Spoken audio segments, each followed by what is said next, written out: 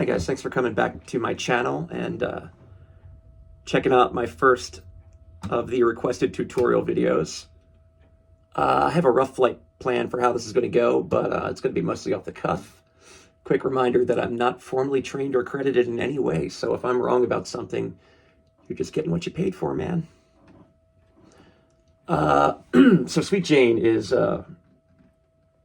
probably the easiest of the 3 Velvet Underground songs that were requested. But it's one of those songs that in its simplicity, it's easy to play at all, but it's kind of difficult to play well, I guess, depending on who you ask or what you consider well. But, the general wisdom is the same as the simpler songs, the slower songs. They have fewer places to hide. You have more open space. You have more rest. You have, it's just the voice and the guitar in this one. So, it's a song that rests on its simplicity and its minimalism. Blech, can't talk today, sorry. A few things when we look up chords on the site I go to, which is tabsultimateguitar.com. Usually I can find what I need there, or if I don't, I usually don't need it. I can just figure it out, and I'll talk about that when that happens. But I don't agree with a lot of the tab that's out there. When I was looking for Sweet Jane chords, just for a starting point, because there's no need to reinvent the wheel. I need to get the lyrics anyway if I'm going to be looking at it off a screen. I know it's in D. I can hear that, whatever. I didn't even go with the Velvet Underground version of any of the chords that they had listed. I thought they were all kind of like bafflingly erroneous or correct, but unnecessarily bloated, and I couldn't fit them all on one screen. I wasn't happy with any of them. I went with the Cowboy Junkies version, which, if you're dealing with the printed chords and words, man, you're talking about the same thing. So I went with that. I went with version 3 of the Cowboy Junkies version. And I'll tell you something else too. When I was a kid, that was the first version I heard. So, I don't care if that makes me a hypocrite. I eventually got into the Velvet Underground too, but I always kind of refer back to this version when I hear it. So ignore anything about chord voicings you see. The reason for that is, I'll come back to that. Just ignore anything about chord voicings. We're going to do it our way. 2, be ready to correct wrong chords. I don't think there are any in this particular version, but I don't consider anything out there to be infallible. And 3, which kind of figures into that, we're going to improvise, improve it, embellish it. You got to make it your own, really, unless you're going for impressionism. But I'll tell you the truth, I don't think people are really as interested in impressionism. They don't want to see you replicate an original piece one-to-one. It's more interesting to see it kind of reinterpreted through you as a performer's musical language and technique and vibe, whatever that means. One other thing to ask yourself before you start doing this is, why do you like this song? If it's something you choose to cover, why do you like it? And if you didn't choose, what can you like about it, I guess? You're going to emphasize those aspects the most in making it your version. So enough of the abstract shit. Let's get back to the meat of it. This song is really simple the way I did it. I did it in chunky bar chords for the verses mostly. And I used a little bit of a mute. Those 3 bar chords being D, A, and G.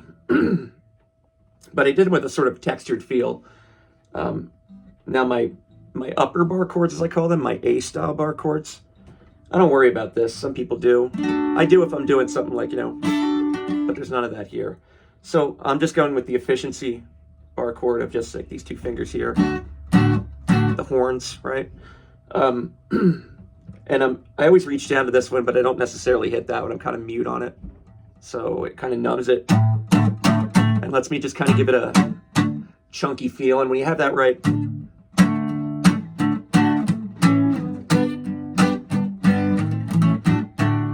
want to rake them a little bit.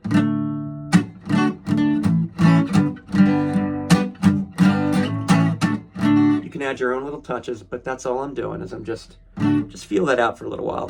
Spend some time on the fundamentals, man. Who was that basketball coach that said fundamentals? That's the most important thing in guitar, in martial arts, In basketball, it doesn't matter. The fundamentals, man. Work that out. Okay, so, that's really all that does. But if you just do it the same way the whole time, you don't have any dynamics. So during the verses, you want to add like a little bit more, maybe more punch and rake at the beginning of the measures and stuff like that. But you feel that out, find it yourself. Okay, so that pretty much covers the measures. I'm sorry, the verses. This isn't going to be a long tutorial because it doesn't need to be unnecessarily complicated. I'm just going to give you the straight goods. I'm not going to necessarily demonstrate it. You can watch the video for that. So, anyone who's ever had a heart, I would have done it higher in the video. Turn around and break it. You want to hit it at the kind of volume where you can float your best kind of voice over it, or maybe not. Maybe you want to do it more Lou Reed style. That's up to you. I guess that's all I can say about that. Now, when you get to that bridge part, the Heavenly Wine and Roses, I noticed that what I did was I switched down to the open chords. I chose to go with the primary shade to be the chunky bar chords, so that I would have ringy dynamics when I got to the bridge. And I did that because songs that don't have any dramatic changes in the chords need some sort of artificial gussying up if you're the only musician trying to carry the song by yourself. I feel like that's self-evident, but not everybody gets it. A lot of people are very pedantic about, well, the actual tab is this. You know what? I don't give a fart in a tin cup about what the actual tab says. And honestly, the original musicians, most of the time, it's an evolving process. They might play it differently when they play it live, or they play it themselves. None of it is necessarily canon, so don't be so uptight about that. Do it the way you feel is right, okay? That's really all there is to it. I could talk on, and I might, because I could use the viewing time. But if you have any questions, just kind of like put them in the comments section. And I'm going to move on to the next tutorial. Thank you.